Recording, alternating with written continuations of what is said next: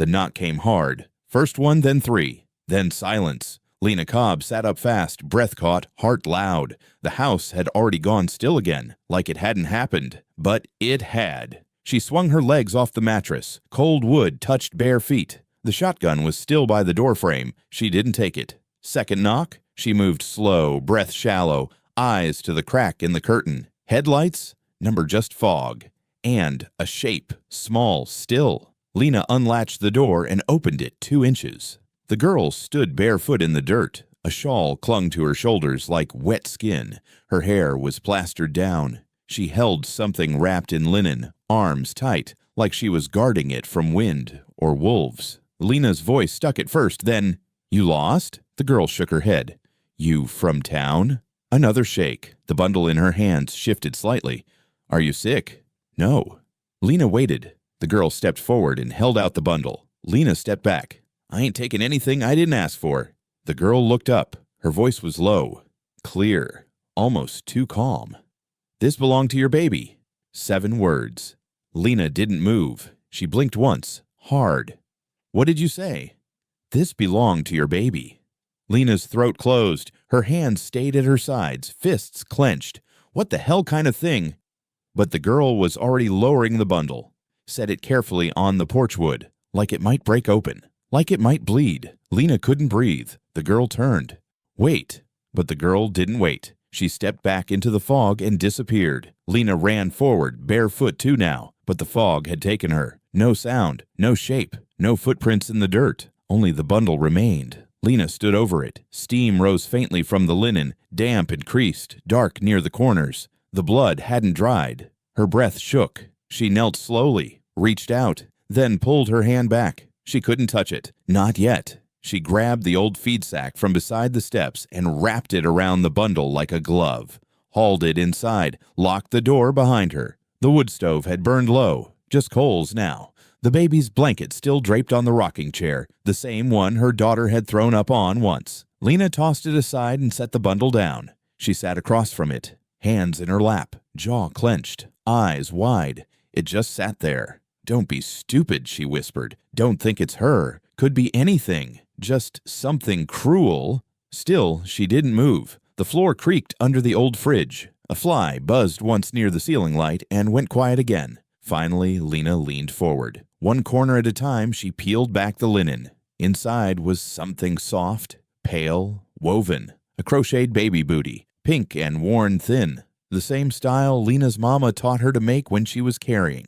Lena stared. Her fingers trembled as she lifted it. Tied through the laces was a small, rusted object. A badge. Not polished, not gold, not like the ones they wear on television. This one was cracked down the middle, the metal warped. One corner bent like it had been slammed in a drawer. She turned it over. No name, no number, just the emblem, county seal. Half gone. She dropped it. It hit the floor like a bell. "No," she whispered. "No, no, no." She got up fast and stumbled toward the hall. Her shoulder hit the wall hard. She gripped the trim, bracing herself. In the back room, under the quilt box, under 3 blankets and the wooden chest, sat the old attic trunk. She hadn't opened it in 6 years. Her hands worked fast. She yanked it open. Inside, baby clothes, photos, her journal, a onesie with a missing button, and the second booty, the match, still tied with blue thread. Lena sat down on the cold floor. The walls seemed to press in closer. Her breath fogged in the dark. She held both booties in her lap now. The old. They returned. They were the same, exactly the same. She whispered, "Ely." The name ached in her mouth, like chewing gravel. Outside, wind hit the house in a long moan. She got up, went back to the kitchen, turned on the single bulb over the sink, took out whiskey, sat down again. Her hands traced the edge of the badge. She didn't cry. She lit a cigarette and smoked it to the end. Then she whispered, "You were real. You were always real." A knock had come once before, 6 years ago. Different sounds, different times. Sheriff Kincaid had stood there, badge polished, hand on belt, said there'd been threats, said it wasn't safe, said they'd take the baby for one night, just one. Next morning, Lena woke to smoke in the wind. Courthouse fire, records gone, baby gone. They said there was no evidence she had a child, no birth certificate, no witnesses, no proof. They said she made it up. No one listened. She left town, came back, left again, but she stayed in the same house, waiting for something, anything. And now, this. The badge gleamed faintly in the bulb light. She leaned close. A tiny mark near the center, a scratch that wasn't accidental. It looked like a name had been etched in, then filed down. Her hands itched to call someone, scream at someone, bury someone. Instead, she picked up the shawl the girl had worn. It was still damp, smelled like rain and ash. She turned it over. Near the hem, a stitch pulled loose. Inside was a label. Not store-bought, not official, just one name, handwritten in fading ink. Wren. She whispered it. Wren. Never heard it before. She folded the shawl, placed it beside the booties, sat there a while longer. Then I got up, opened the fridge, grabbed 3 cold eggs and a half loaf of bread, ate standing, then washed her face in the sink. No mirror. When she looked up, she caught her own eyes in the dark window. They looked like someone else's. She whispered, "I saw you." A long silence passed. She whispered again, "I see you now." She didn't sleep that night. The badge stayed on the table. The booty stayed in her palm. The fog outside never lifted, and far off, in the woods, someone began to hum a lullaby. Software broken. Real. The badge sat in the center of the table, catching the early light like it had waited years to be seen. Lena hadn't moved much. She was still in her sleep shirt, still barefoot, still hadn't touched the phone. She stared at the baby booty, then the badge. One cracked, one whole. Both are real. The match was perfect. Not just the thread, not just the stitch, the curve at the heel, the small twist in the toe. It was hers. It was Eli's. She whispered, "I sewed you this." The house creaked. She picked up the badge again, cold, warped. The star in the center bent at one corner, like it had been slammed into a desk or a drawer. Her thumb ran along the back. A scratch. No, a carving. Faint, but clear. An initial. K. Her stomach knotted. Sheriff Kincaid. The name she hadn't spoken out loud in years. She lit another cigarette. Third one since dawn. Smoke curled into the yellow light. The chair creaked under her. Then she heard tires. Gravel shifting. She stood fast, backed from the window. The truck was familiar. Too familiar. She opened the door before he could knock. Her brother stood there, ball cap in one hand, toolbox in the other. "Why are you up so early?" he asked. "I could ask you the same. Had a job fell through. Figured I'd check on you." She stepped aside. "You just happened to drive an hour to check on me. Come on, Lena. You never come by." "I do." "No." He looked past her at the table. "What's that?" "Something was left last night." "By who?" She said nothing. He set the toolbox down. "Lena." She knocked at midnight, said, "This belonged to your baby," then left. He blinked. "I'm not making it up," she said. "I didn't say you were. You thought about it." He stepped to the table and looked at the cloth, then the booty. He picked it up. "Same one? Same pattern, same stitch. Look at the sole." He turned it over. God, it's hers. He stared at the badge. "What the hell is this?" "You tell me." He touched it carefully. "This looks like Kincaid's." "No." "Look at the back." He did. "Shit." She stepped away, back to the window. He said, "Could be a prank." She had my shawl. Still. She carved Mama into my porch railing. He turned. "What?" "Near the step. Bottom board." He walked out. A minute later, I came back in, quiet. "You believe me now." He sat down. "Why would someone—" "I don't care. You can't just dig this all back up. I never buried it." "You did. You drank it under for 6 years. I told you what happened. And nobody believed you. I don't need belief. I need the truth." He sighed. "What are you going to do?" "Find out where she came from." "Who?" "The girl." She had Eli's eyes.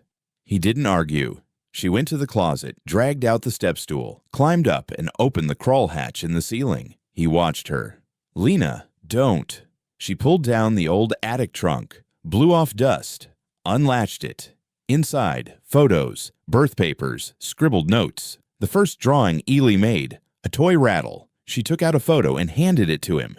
This was 3 weeks before she vanished. He looked, a man in uniform, a baby on his hip. Lena beside them, unsmiling. This was taken at the county fair, she said. Kincaid asked to hold her. I didn't say no. His mouth tightened. He was always kind. Until that night. The photo trembled in her hand. Her brother said, "You still have the hospital slip." She pulled it out. They said no record existed, that I'd never delivered, that I made her up. But they claimed it was forged, that I'd lost a pregnancy and couldn't handle it.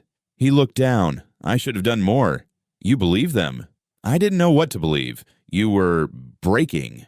She folded the photo back in place. I was broken long ago. He said, "You sure she's alive?" I don't know. If she is, who raised her? I don't know. He rubbed his jaw. You need help. No. You need backup. I need the truth. Where would you even start? She walked to the window. There was blood on the cloth. He flinched. Jesus. Old blood. Brown. Dry. He looked at the badge again. Someone's warning you. Someone's remembering. Same thing around here. She said nothing. He stood. Just promise me, if you dig too deep, you call. She nodded. I mean it. I'll call if I find her. That's not what I meant. She didn't reply. He picked up his toolbox. I left you coffee in the thermos, he said. Then he was gone.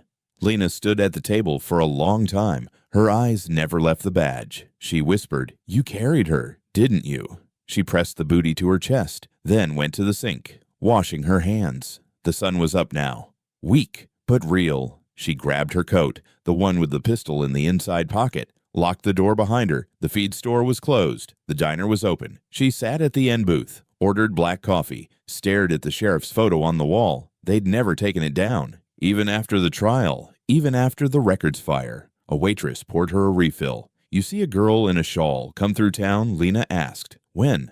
Last night. Wasn't working then. Anyone? Talk about her? Can't say they did. Lena slid a 5 across the table. The waitress pocketed it.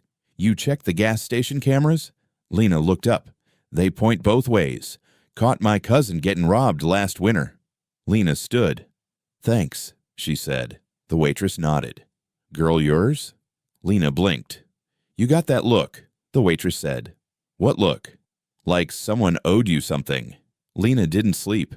The badge sat on the table, untouched since midnight. The booty was in her coat pocket. She'd checked it twice just to feel it again. The cloth still held a faint smell, smoke, and something else. Lavender, maybe. Her mama used to hang sachets in the cradle. She opened the trunk again just after 4. The attic air was colder now. The floor creaked under her knees. She reached under the baby quilt and pulled the envelope marked ELIE. Yellowed, split at the fold. Inside, the photograph. Her fingers trembled as she slid it out.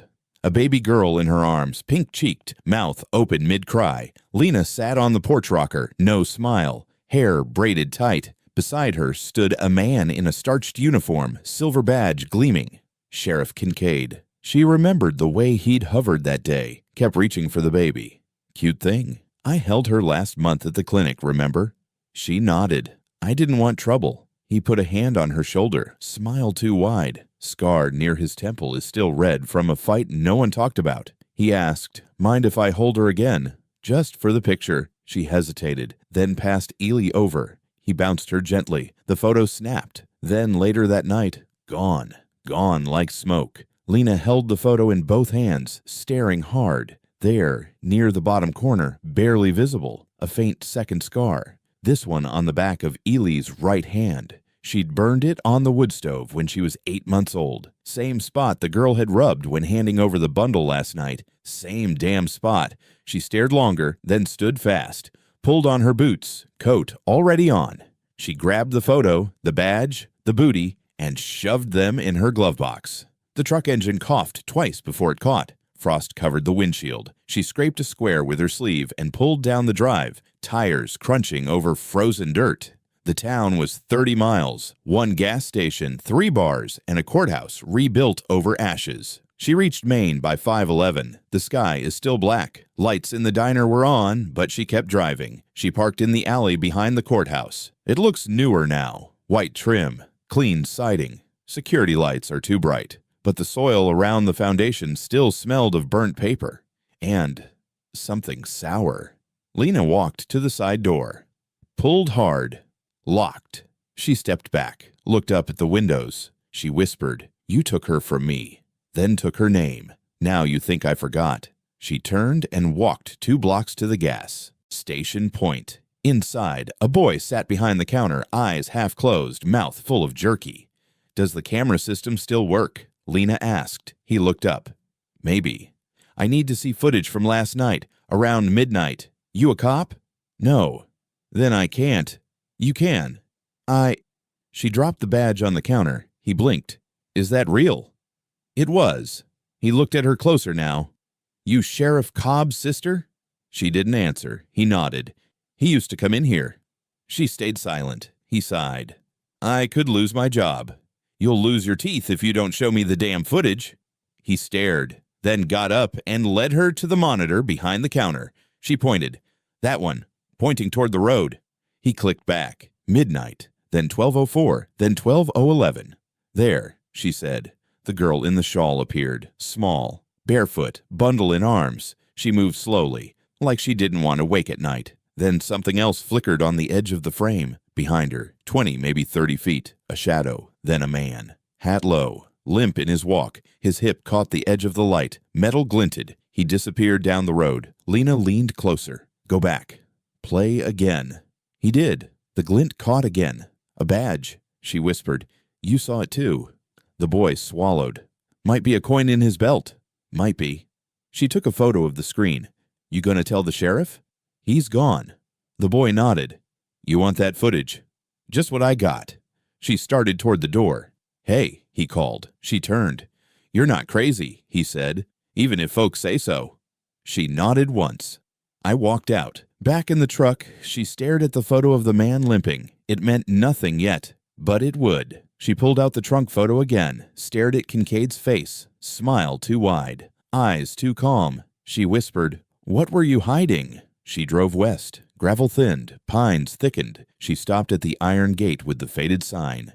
County Records, Storage and Archive. The fire had started here, burned down the back half. They'd rebuilt most of it, but not the basement. The basement was sealed, still reeked of mildew and soot. She parked. I walked around the side, found the boarded door. She pressed her hand to the rusted latch. Locked. She looked around, found a stone, smashed the padlock. It cracked. She slipped inside. Dust fell in waves, air stale, floor cold. She took out her flashlight. I walked slowly. Shelves half filled with boxes, most tagged after the fire. She searched for Kincaid's name. Nothing. She moved deeper, found a box labeled Sheriff Transfers, 1970 to 2020. She opened it. Photos, reports, receipts, memos. Then, near the bottom, her name.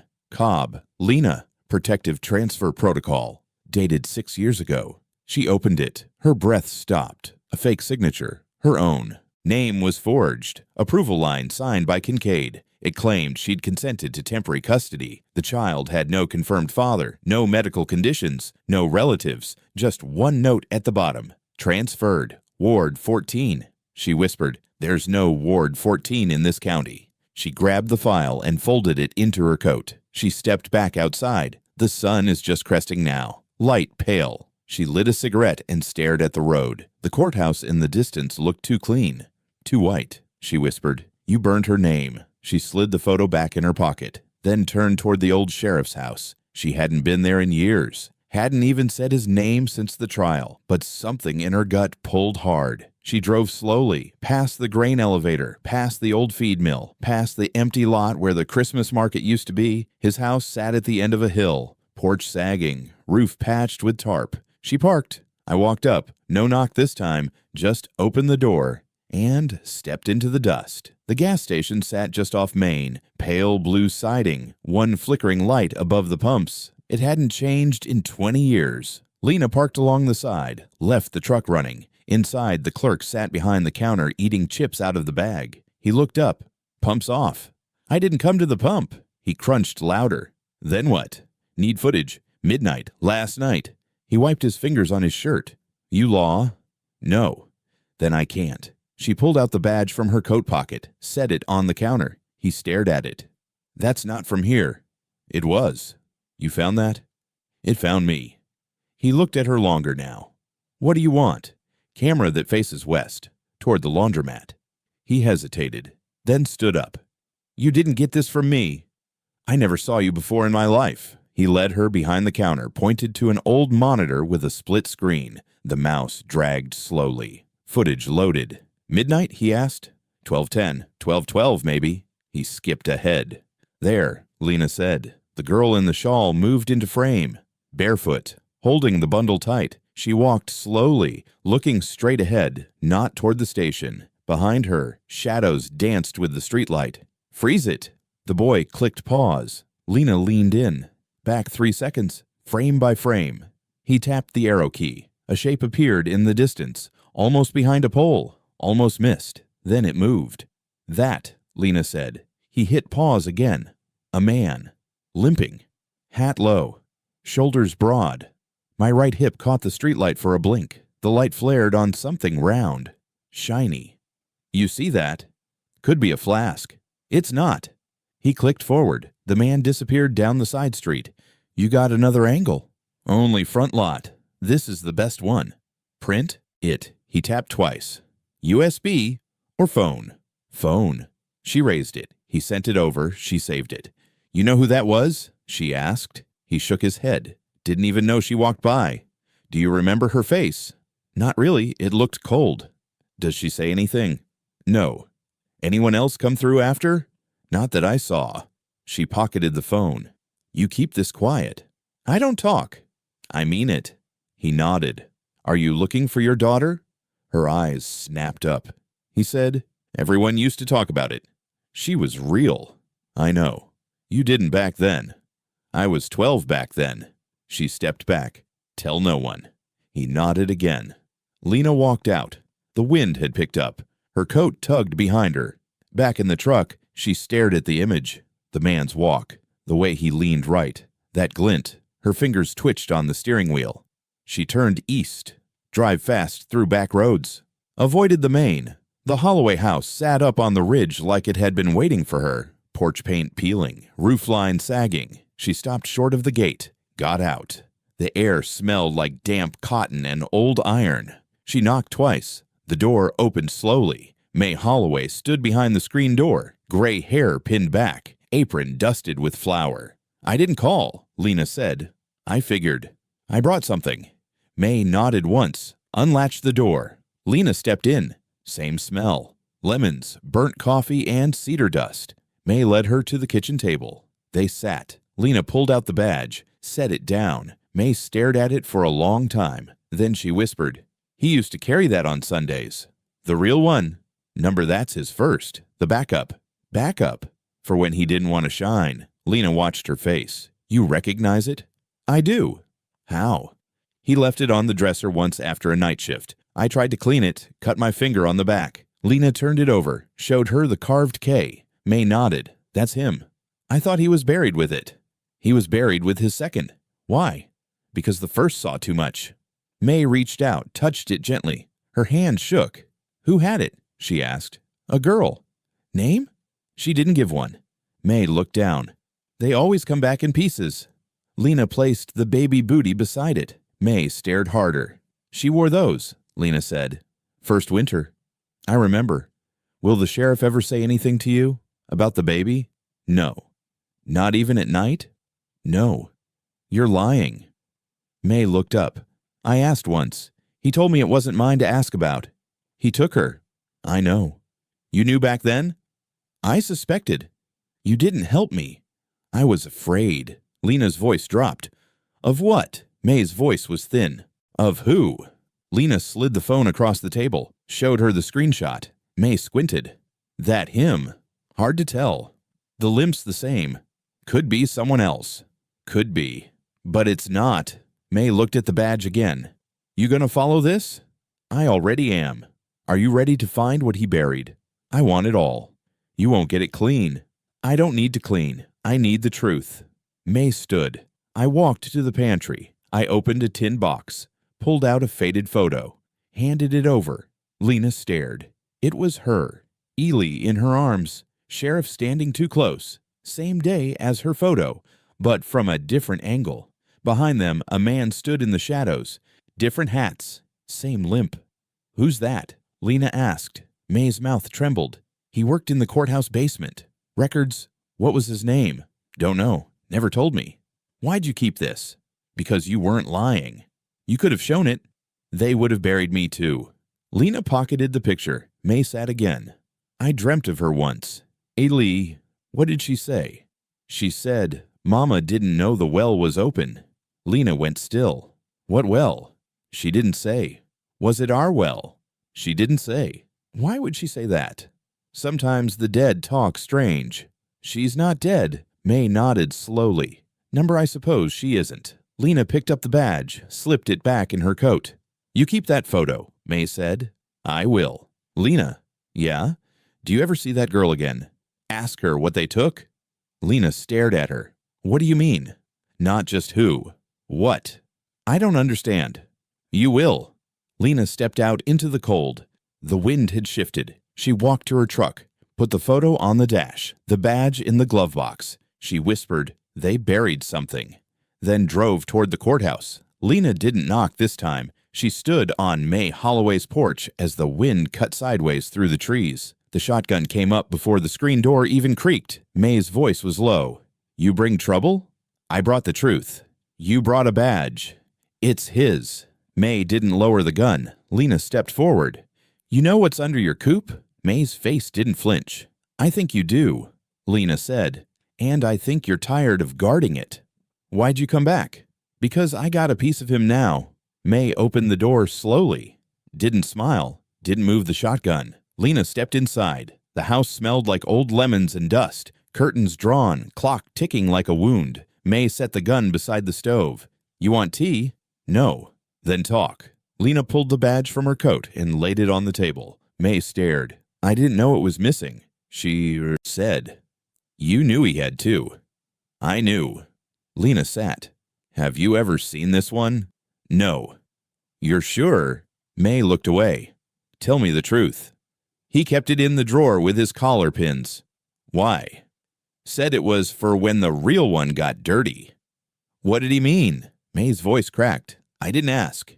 "You should have." "I should have done a lot of things." Lena's eyes stayed locked. "Show me what he buried." May didn't move. "You owe me." "I owe a lot of people." "You start with me."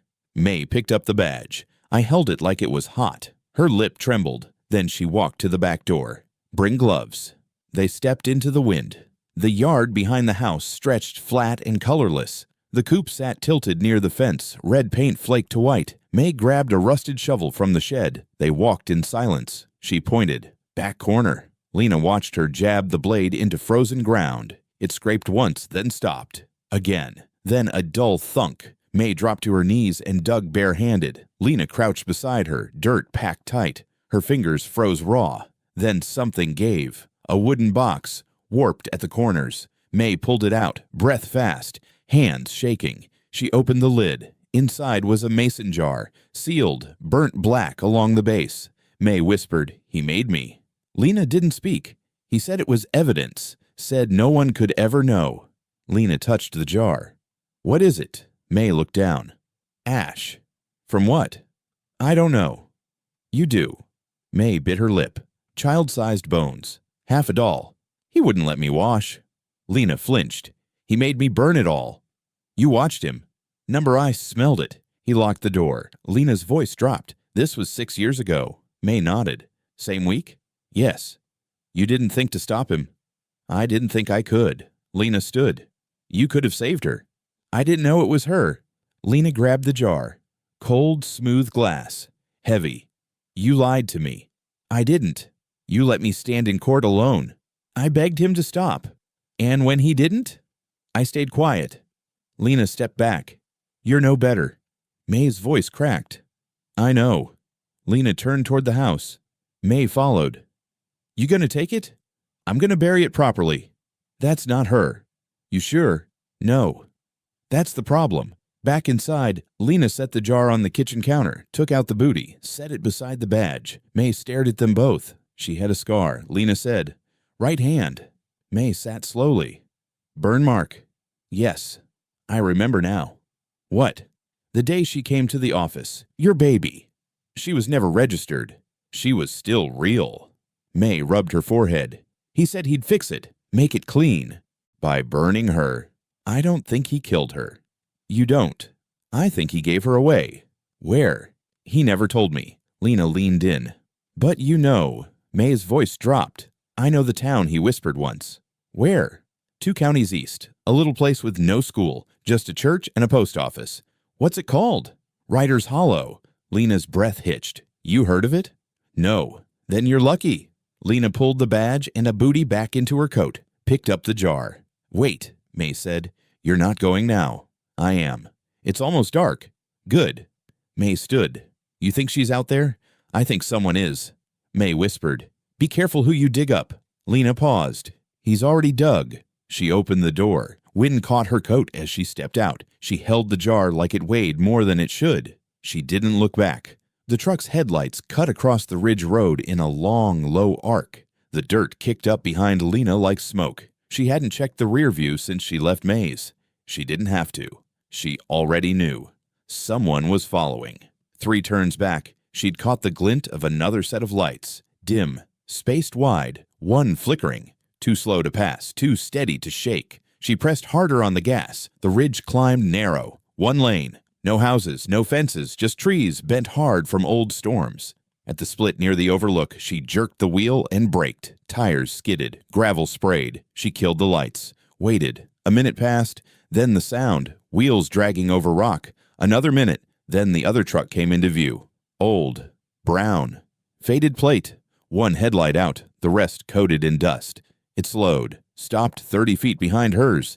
Didn't turn off. Didn't move. Lena opened her door slowly, reached behind the seat, grabbed the rifle. She stepped out, cocked it, and pointed at the hood. The engine cut off. She shouted, "Out!" Nothing. She raised the barrel. Now. The driver's side opened. A man stepped down slowly, wide shoulders, limp in his left leg. The hat pulled low. He stood still. She called, "Name." He didn't answer. "Hands up." He raised them. "Back up. To the front." He walked forward. Each step dragged. Moonlight caught the side of his jaw, bruised, split lip. My eyes darkened. She moved closer. The rifle never dropped. "Why do you follow me?" "Didn't." Wrong answer. "I watched your tire prints. Not you." She stepped in. "The truck's been behind me since Holloway's." He didn't flinch. "I was parked down the slope." "You know her?" "No." "Then why sit there?" "Was waiting." "For what?" "You." Her finger tightened on the trigger. "I don't know you," she said. "You might. Take the hat off." He didn't. "Move." She stepped forward, jabbed the barrel at his chest. He removed it. Gray hair, lined face, scar at the temple. "My left eye is milky." He didn't blink. She said, "What do you want?" He nodded toward the rifle. "Same as you, but I don't have a gun." "Who are you?" "Used to fix boots." "That's not a name." "Number it ain't." She reached into her coat, pulled out the baby booty. "Hold it high." His eyes didn't change. "You recognize this?" He looked long. Then he spoke. "Ain't mine." "You sure?" He nodded. "But I sewed one like it. A long time ago." "For who?" "A girl they kept down near the barn." "Where?" "Church orphanage. 2 counties out." "Do you remember her?" "Couldn't forget her." "Why?" She screamed like a rabbit caught in a trap. Lena's breath caught. He said, "They wouldn't let us touch her. Just sew. Just mend." "What happened to her?" "One night she stopped screaming." "That's it." He nodded. "After that, no more mending." "Her name?" "They never gave us names, just colors." "Color?" "Pink." Lena looked at the booty, the thread at the seam. "Pink. Faded." She whispered, "When?" "6 winters back." "Did she have a mark? Right hand?" "Bandage always wrapped it." He turned slightly. She didn't talk, but she looked like she knew things. "You think she's alive?" He shrugged. "If she ain't, someone still carries her memory." She stepped back. He watched her. She asked, "Why follow me?" "I saw your face on the town board once, when the paper ran the hearing." "What hearing?" "Sheriff's retirement. They tried to clean it all up." "Didn't work." "Not for you." "Not for him either." The man looked out over the ridge. Lena lowered the rifle slightly. "You worked in that place for a long time." 3 months. "Why'd you leave?" "They stopped feeding us." "Us." "There were 12 men. All drifters, no names, no pasts. What happened? One day I just locked the doors. You got out? I limped out. She stared. What are you? He met her eyes. Remnant. She didn't know what that meant. She asked, where was this? Church behind Ryder's Hollow. She froze. He saw it. You heard it too, from the widow. Then you know it well. What well? He looked down the slope. They dropped the ones who didn't scream. She stepped forward. You saw that? I heard it. What else? He looked at the booty again. A girl once sang a name, in her sleep. Lena's voice cracked. What name? Couldn't hear all of it. Just the start. What? Leah. Her stomach dropped. Say it again. Leah. Then someone hit her. She stared at him. He said, she ain't gone, ma'am. Not fully. Lena whispered, you followed me to say this? Number I followed you because I thought you'd shoot me. What? I was tired of limping. Her hands trembled. You still gonna shoot? She lowered the gun. No, she said. I'm gonna drive. He nodded. Then I'll walk. He turned and started down the slope. She called after him. You know your way back. He didn't turn. I never had one. She stood there, holding the rifle tight, then whispered to the dark, lay. The trees didn't answer, but the wind changed. Lena parked 2 blocks from the sheriff's station. Engine off. No streetlights out here. Just the faint red blink of the radio tower and the sound of gravel ticking under the tires. The station stood quiet. Roof sagged. Paint gone gray. Windows boarded up but not sealed. The front sign still read, County Peace Office in crooked lettering. Someone had blacked out peace with spray paint years ago. She stepped out, kept her coat tight. The badge in her pocket felt heavier tonight. She walked the alley, past the busted bench and rusted bike rack. The side door lock had rusted through. She jammed a flathead screwdriver under the latch and forced it. The door gave a soft groan. Inside, everything smelled like paper rot and the old sweat. She waited for a beat. Listened. No rats, no pipes, no breath. The main room still had the old front desk. A calendar from 6 years ago curled on the wall. A bulletin board hung with faded notices. The wanted posters were gone. She moved through, flashlight off, past the fingerprint room, the lockers, the break room. The back hallway led to the cells. There were 2. Only one had ever worked. The left one had a bent frame. Lena knew that. Everyone did. The sheriff used it anyway. She stepped in. Bars were still held, but the lock was snapped. It had never latched right. Never mattered. Inside, the cot sagged. Mattress mildewed. Thin gray blanket folded at the foot. The wall opposite the bars was layered with dust. She raised the flashlight, slowly. Then I froze. Scratched into the concrete just above cot level was a crude drawing. A girl, lopsided body, long triangle shawl, stick legs, one arm raised. Next to her, a star. Rough, jagged, 5 uneven points. And underneath it all, scratched deep with something sharp. One word. Mama. Lena stepped closer, breath caught in her throat. She dropped to her knees, ran her fingers across the letters. M-A-M-A over and over. She whispered, you were here. The concrete was cold. Her knees ached, but she didn't move. She could feel the lines, feel the pressure. Whoever carved this took time. A child's hand. Small. Determined. She whispered again. You waited. Behind her, a pipe hissed. She spun, heart in her mouth. Silence again. She turned back to the wall. The badge in her pocket pressed hard against her. Ribs. She pulled it out. Hold it beside the carving. Same shape, same bent point. She whispered, he put you here. The cot creaked under her palm. She looked under it. Dust is thick, but something caught my eye. She reached in. Fingers touched paper. She pulled it out. A torn photo, burnt on one edge, curled with damp. It showed a woman, bare shoulders, a hospital bracelet, and tucked behind her, barely visible, an infant's foot. No name, no date, but the hospital tag read COBB. She pressed her thumb over it. The concrete held its silence. Then she heard it again. A creak. This one wasn't metal. It was booted on linoleum.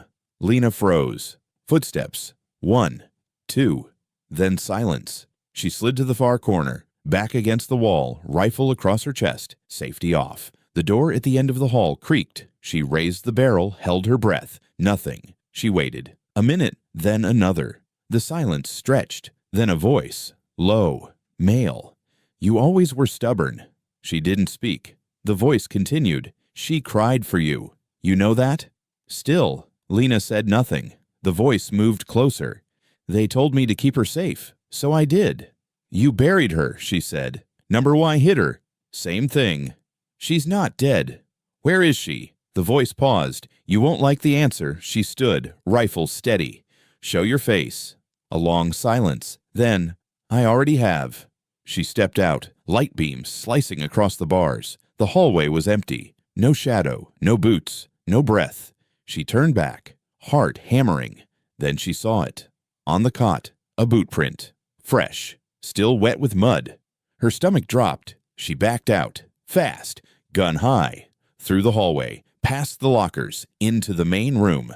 No one. She burst out the side door, onto the street. The truck was still there. She didn't breathe until she was inside. Locked the doors. Started the engine. The photo still clutched in her left hand. She looked down. The infant's foot in the corner. The bracelet. COBB. She whispered, You left your name behind. She stared down the road, headlights catching only fog and fence posts. The carving still burned behind her eyes. She turned the truck around. There was only one place left to go, where the crying stopped. Lena saw the first flicker just after midnight. A soft orange glow in the distance, like a lantern had tipped behind the courthouse wall. She stood on the ridge in her coat, hands shoved in her pockets, wind cutting her throat raw. She'd been watching for hours. The glow shifted, widened, then it leapt. Within seconds, the eastern wall lit up. Flames crawled along the siding like they were pulled, not pushed. No sound at first, just light. And then the crack. Wood snapped. Glass burst. The courthouse windows lit up like torches from the inside. She didn't move, didn't blink, didn't reach for her phone. From where she stood, she could see the record room, the part that was rebuilt after the last fire. They'd used new lumber, new plaster. It burned quicker than the old. Then she saw him, walking away from the side door. Slow, limping, right leg dragging, she stepped forward. He moved toward the trees, didn't look back. He held something in his right hand. Small, dangling. Not a torch, not a weapon, $1. She squinted. It hung by one leg, arms out, hair matted dark, ragged, familiar. Her chest tightened. She whispered, Elise. She reached for her rifle, then stopped. The man never turned. He vanished into the smoke. The fire cracked louder now. Sirens hadn't come yet. The town was too slow, too tired. Lena stepped back to her truck, reached for the glove box, pulled out the booty, the badge, the drawing she took from the jail wall. She spread them across the dash. The doll in her memory didn't match exactly, but the shape, the limp fabric, the way Ely used to hold it against her cheek. She sat behind the wheel, watching the flames rise higher. No one else on the ridge, no voices, no headlights, just heat in the sky. She stayed there until the bell rang. The old church bell rang once, then again. Town alarm. She turned the key, didn't start the engine. She opened the door and stepped into the dirt. The wind had shifted, smoke curling westward now. Her coat caught ash in its folds. She walked around the front of the truck. On the hood, dust had settled thick from the drive. She reached into her coat, pulled out the end of a broken pencil, and wrote E-L-I-E. Then again, E-L-I-E. And again, E-L-I-E. Each time, the letters become darker, more pressure, more weight. She leaned against the bumper, whispered, They tried to erase you. She wrote it again. E-L-I-E. Sirens echoed faintly now. Trucks from the next town over. Too late. She walked back to the driver's side, sat down, didn't start the engine, didn't speak, just stared at the fire. Then her phone buzzed. She looked. Unknown number. She answered. A voice breathed.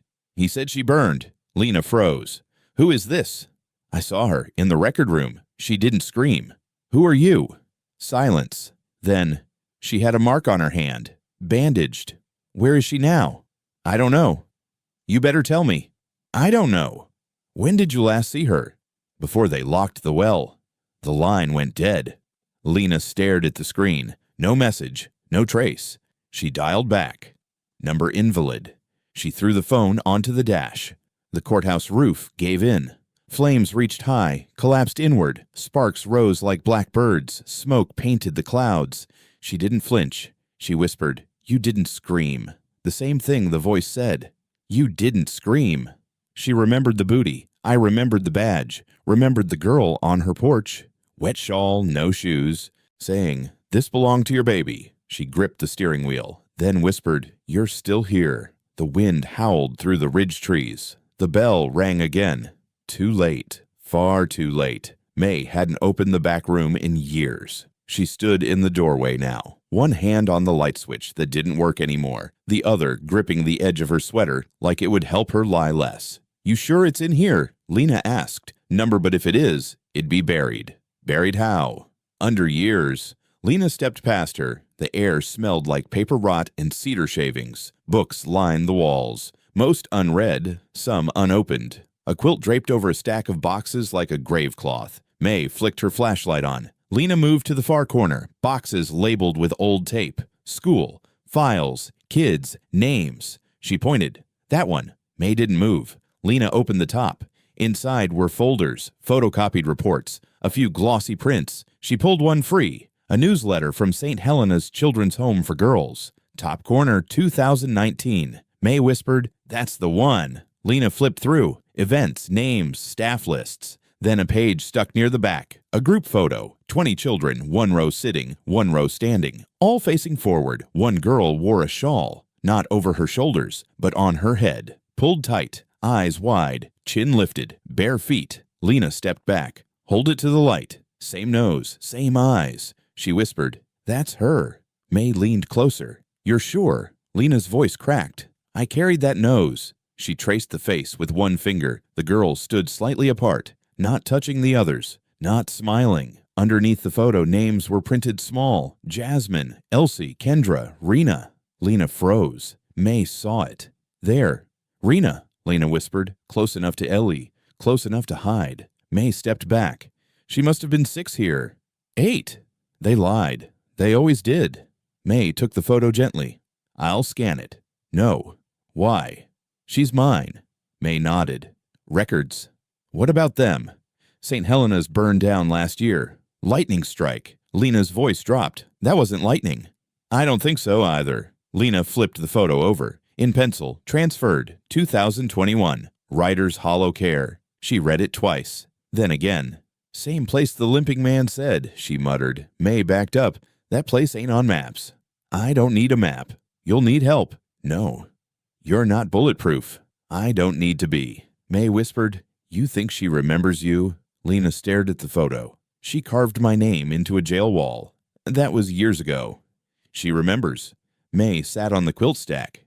You gonna go alone? Yes. You sure? Lena looked up. Would you come? May didn't answer. Lena tucked the photo into her coat. Didn't think so. I'm old. You're scared. May nodded. That too. Lena stood. I need your keys. To what? Your husband's safe. May didn't move. You still have it, don't you? She stood. I walked slowly to the bookshelf, pulled out a Bible. From inside, a ring of keys. Lena took them. What's in it? May looked down. Photos, maps, files, things he didn't want burned. You looked. Once. Lena stepped out into the hallway. The safe was in the laundry room, behind the cabinet, bolted to the floor. She knelt, found the right key. I turned it in. Inside were 3 folders, 1 metal box. She took them all, set them on the kitchen table. May hovered. Lena opened the first file. Documents, child transfers, sheriff approvals. A signature at the bottom. Kincaid. Every transfer from St. Helena's to Writer's Hollow had his name on it. Lena counted. 12 children, all female, all under 10. Each is listed as state abandoned. May said, he told me he was helping. He sold them. For what? Lena opened the second folder. Inside, 1 photo. A man in a long coat, standing outside a barn, holding a clipboard. Handwritten on the back, RH Intake, January 2021. She opened the third folder. It held nothing but burned receipts and a typed letter. 2. County Social Welfare from Sheriff C. Kincaid. RE. Facility Expansion Approval. All wards were rehomed or discharged. Stamped. Case closed. Lena stared at the date. 3 days after Eli disappeared, she opened the metal box. Inside were 3 ID tags. Rusted. 1 read, Rena. RH14. She pressed it in her palm, hard. May whispered, "That was her number." Lena stood. I walked to the sink, run the water, washed the tag until the rust bled off, then dried it on her coat. "I'm leaving tonight." May said nothing. Lena turned. "You still have the map?" May pulled open a drawer, unfolded it, marked in red pen, Rider's Hollow with a cross over the barn. She handed it over. Lena folded it twice, slipped it in her pocket. "Truck full?" May asked. "Half." "You'll need more." Lena walked to the door. May said, "You want a coat for her?" Lena stopped. "Why?" "She'll be cold." Lena didn't turn around. "She's already freezing." Lena reached the ridge just as the sky bruised purple. Her truck rattled over the last stretch of gravel, headlights off, windows down. The road had narrowed into overgrown dirt. Trees pressed close. Grass grew in the center line like it hadn't been driven in years. At the bottom of the slope, the barn waited. It leaned southeast, bones weathered gray, but the roof still held. The fence around it sagged in every direction. No lights, no sounds. Lena parked behind the tree line, stepped out slowly, left the engine running. She walked. The rest of the way, the grass whispered against her boots. She reached the door. It wasn't locked. She pulled it open with one hand. Hinges groaned but didn't scream. Inside, the smell hit her. Old hay, rotted wood, iron. She stepped in. The dark swallowed her. She clicked the flashlight once and kept it low. Her breath fogged in the beam. Dust drifted through the air like it had nowhere else to go. She walked slowly past the empty stall doors, boards warped and nailed shut from the outside. Then she saw them, children's shoes, hung in pairs from old horseshoe nails hammered into the beams. Some are too small, some are too new. Each had a tag, initials, numbers. One read RH-14. She stared. Then I looked up. A braid of hair hung from the rafter, bound with pink thread. It swayed gently, though the air didn't move. She stepped closer. In the corner, a pile of quilts, half-stitched, threads loose, patterns broken, names sewn crooked. Lil, May, Rena, Jun. She found the seam near the edge. Her fingers ran across it. EL-. The rest was torn. She whispered, "You started it."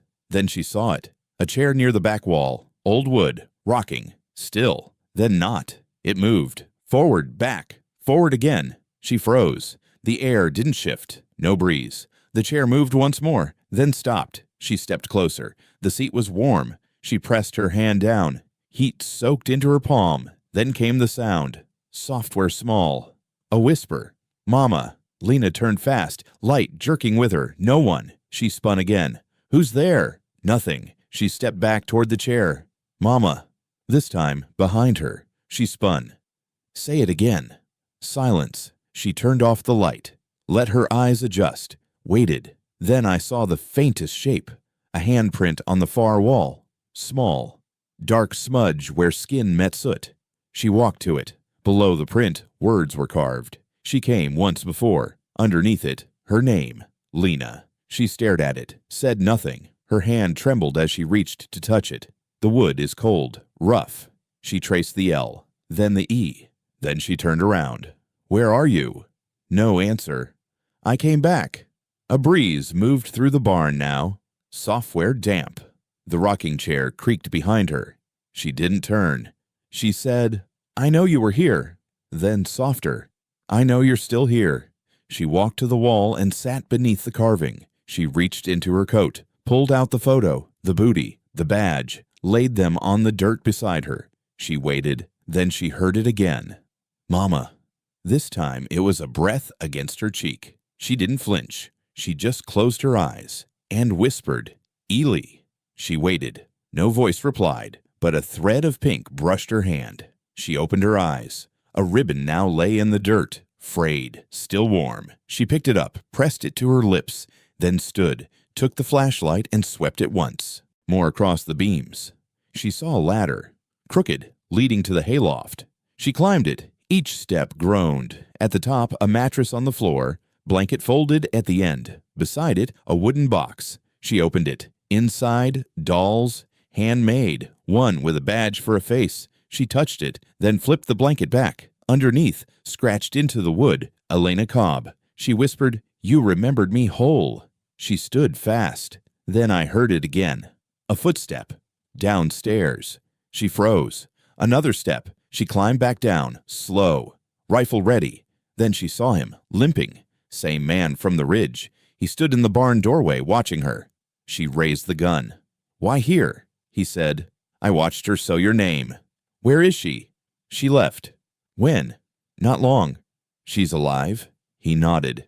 "You followed her?" "Number I stayed." "Why?" "To see who'd come back." "You were one of them." "I carried the shoes." He pointed to the beam. "They made us hang them." "What was this place?" He looked down. "Something that shouldn't have stood this long." She stepped forward. "She said, 'Mama.' She waited for you." "Why leave now?" "She wasn't alone." "Who took her?" He shook his head. "Will she go willingly?" He didn't answer. She raised the gun higher. "Where'd she go?" He looked her in the eye. "Where the well turned sour." Then he turned. I walked out. Didn't look back. She lowered the rifle. Whispered, "Ely." The barn went still. She gathered the badge, booty, photo, and ribbon. Then she walked out of the same door. Lena stayed in the barn until the moon climbed above the ridge. The rocking chair had stopped. The air felt different now. Lighter, but not safer. She circled the back wall. Boards are thinner there. Cold leaked through the cracks. Her flashlight caught something behind the chimney stones. A corner of cloth, buried between mortar. She dropped to one knee, pulled the stones apart with her hands. The fabric came loose. Dust fell with it. She opened it. A shawl. Thin. Worn. She lifted it to her face. Smoke. Lavender. Her throat closed. She pressed it tighter. "Yours," she whispered. The stitching on the edge was still there. Crossed initials. HJC. Her mother's. She'd buried this with her. Folded over her hands in the box. Lena had sewn it shut herself. Now it was here. Her fingers shook. She whispered, "How?" No answer. She stood. I looked around the barn again. Nothing new. Nothing moved. She folded the shawl, careful, tucked it into her coat. Outside, the wind had calmed. She stepped out. The trees swayed soft. Sky low. The girl stood 10 feet from the barn door. Same shawl. Different eyes. Lena froze. "You came back," she said. The girl didn't speak. "You left something." The girl nodded. Lena stepped forward. "Hold the old shawl. Out." "You wore this." The girl stared. "Where'd you find it?" The girl looked down. "They gave it to me." "Who?" "The ones under the well." Lena's voice cracked. "Where?" The girl looked up. "Where the well turned sour." "You said that before." "I didn't." "You did." The girl tilted her head. "That wasn't me." Lena stared. "Who are you?" "I'm the last one who left." "You know Ely?" The girl stepped forward. "She called for you." "When?" "Before the rope broke." Lena's heart stuttered. "Rope." They lowered her. "Where?" The girl looked to the trees. "Show me." "She's not there now." "But she was." "Yes." Lena grabbed her arm. "Why tell me this?" "Because she stitched your name." "She remembered me." "She remembered everything." Lena let go. The girl stepped back. "Why this shawl?" Lena asked. "It kept me warm." "It was buried." "They said it was hers once." "My mother's?" "Yes." Lena whispered. "They passed it down. She gave it to me when I cried." "Who?" "Ailey." Lena's breath broke. "She held you." "She wrapped me in this." Lena stepped closer. "Where is she?" The girl's voice dropped. "Where the wind hums wrong." "You said that well." "They closed that one." "How many are there?" "3. "Which one?" She marked it. "With what?" "Blood." Lena went still. The girl nodded. "On the stones." "Why?" "So you'd know." Lena reached into her coat, pulled out the baby booty. "Hold it up." "This hers?" "Yes." "She dropped it." "No." "Then why was it brought to me?" The girl whispered. "She wanted you to remember." "I never forgot." "She thought you might have." "She's wrong." The girl nodded. "She said you'd come." "When?" "When the courthouse burned again." Lena's hand tightened. "How'd she know?" "She saw it in a dream." Lena stepped closer. "Who are you?" The girl looked at her. "I watched her leave. I stayed behind." "Why?" "I wanted to see your face." Lena's voice dropped. "You've seen it now." The girl nodded. "You're stronger than she said." "She's alive." The girl stepped back. "Tell me." "She's trying." "Trying what?" "To stay alive." Lena held the shawl tighter. "You'll help me find her?" The girl pointed. Walk east, where the creek smells wrong, where no birds land. Lena looked past the trees. You go first. The girl shook her head. I won't go back there. Are you afraid? They remember me. Lena stepped past her. I don't care if they remember me. The girl whispered. They already do. Lena turned. What's your name? I had one once. What was it? Doesn't matter now. Tell me anyway. The girl said nothing, then turned and walked into the dark.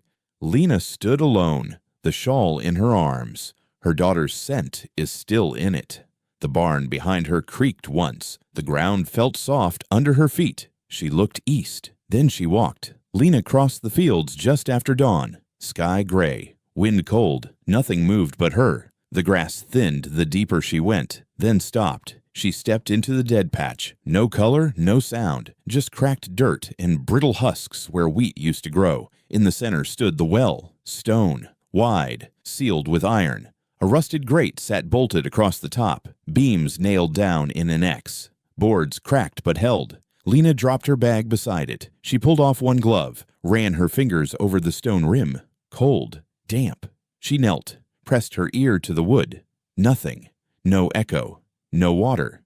No life. She stood, gripped the nearest board, yanked. It groaned. She pulled again. The nail popped. Wood snapped. She tossed the board behind her, reached for the next, ripped it clean. Two more followed. Then the hole was open. She leaned over. Rot rose fast. Salt. Wet iron. She gagged, covered her mouth. The inside was dark, too deep to see bottom. She grabbed the flashlight from her coat, clicked it on, shined it down. The light bounced off water 20 feet below. Something floated. She leaned closer. A slipper, small, pink, thin ribbon across the toe. She whispered, Ely. The shoe turned slowly in the water. She reached into her coat, pulled out the badge. I held it in her hand, felt its weight. The same badge Sheriff Kincaid wore the day he said her daughter would be safe. She knelt, held the badge over the well, paused, then dropped it. It hit the water with a soft splash. Didn't sink. It floated beside the slipper.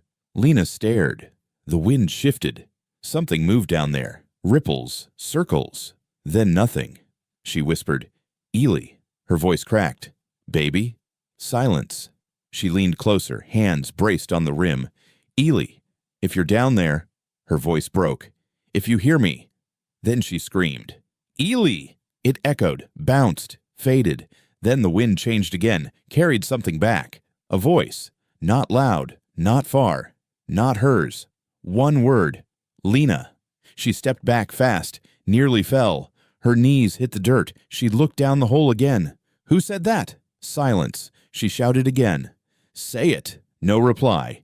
Tears came fast. She pressed her hands over her mouth, rocked once, then twice, then screamed again. Say it. The wind whispered nothing. She fell forward, face in the dirt, shaking. Mama. She turned fast. No one, just trees at the edge of the field. Still. She stood. I looked down the well. The slipper had turned. The badge was gone. She whispered, Take me too. She backed away, stared long, then dropped to her knees again. Hands in the dirt. She whispered, I'm here. Lena sat in the dirt beside the open well. The wind had gone still, trees frozen in the distance, slipper still floating on the water below. She didn't move. The girl appeared without sound, same shawl, bare feet, eyes calm. She knelt beside Lena. I didn't speak at first. Lena didn't look at her. The girl whispered, You called her. She didn't answer. She heard. Then why stay silent? She was made to forget the sound. Lena turned. You said she was alive. She is. Where? The girl looked down the well. Not here. Then why this? Because it remembers. Lena's voice cracked. What is this place? The girl picked up a stone, tossed it in. It vanished. She said, It's where they tested the names. Lena stared. What names? Family names. Bloodlines. The girl pointed to the tree line. This land belonged to the badgemen. They kept records underground. They brought her here? The courthouse first, then here. She was a baby. They said that made her better. Better for what? The girl's voice lowered. To prove. Lena stiffened. Prove what? That the blood was clean. What does that mean? They wanted girls with nothing on them, no fathers, no papers, just mothers no one believed. Lena's throat burned. Why? To start again. Lena stood fast. Don't talk like that. The girl stood too. Lena grabbed her arm. Where is she now? She's near the end. What end? The place the badge men never touched. Is she safe?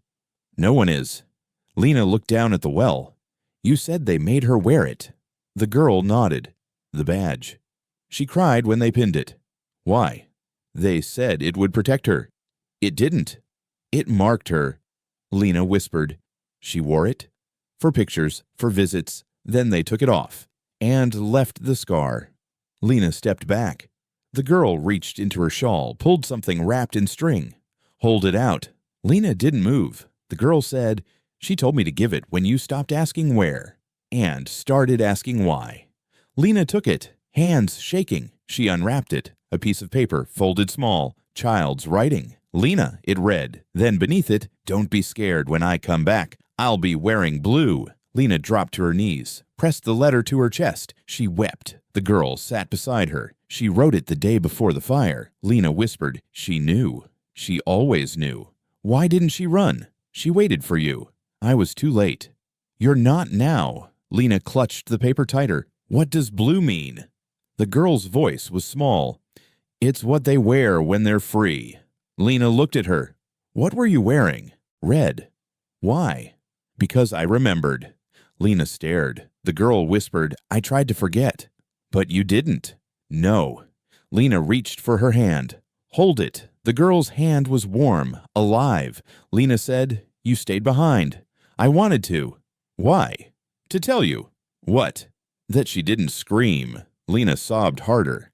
She whispered instead. The girl said, What? She'll come. Lena buried her face in the shawl. The girl leaned close. And now you have. They sat in silence. Then the girl stood, pointed north. She's that way. How far? Not far. Is she waiting? She's walking. To me. The girl nodded. You'll know her by the blue. Then she turned. I started walking. Lena watched, then stood too. She looked down the well once more. The slipper had sunk, the water still. She turned her back to it and followed. Lena walked the ridge road in silence. The baby's shawl wrapped across her shoulders. Dust clung to the hem. Blood had once soaked into the edge. Smoke still lived in the fabric. Behind her, the girl followed. No sound but their boots on gravel. The badge swung from the girl's neck. They passed the county line sign, faded, crooked. No one looked up from porches. No dogs barked. The town didn't see them coming until they were already there. It was Sunday. The chapel bell rang once. People stood in small groups outside, suits and bonnets, wrinkled hymnals, coffee cups. All of them turned when Lena stepped into view. She didn't slow. Neither did the girl. Lena reached the chapel steps, stopped. The girl stopped behind her. Lena turned to the crowd. Voices murmured. Someone said her name. Someone else stepped back. She pulled the shawl tighter, unpinned the badge from the girl's neck, pinned it to her own coat. I walked up the steps. I turned to face them. Silence fell. She raised her voice. You remember Sheriff Kincaid? No one spoke. He wore this badge when he came to my house. He wore it when he took my daughter, said it was for protection. The crowd didn't move. Lena held the shawl out. She wore this the night they took her to the courthouse basement. They said it belonged to her. She looked down. It didn't. It belonged to my mother. Then to me. Then to a girl who screamed too long. A man near the back said, That girl's gone. Lena looked at him. She's not gone. She's standing behind me. They turned. Looked. The girl met their stares. Didn't blink. Lena said, You buried my baby in silence.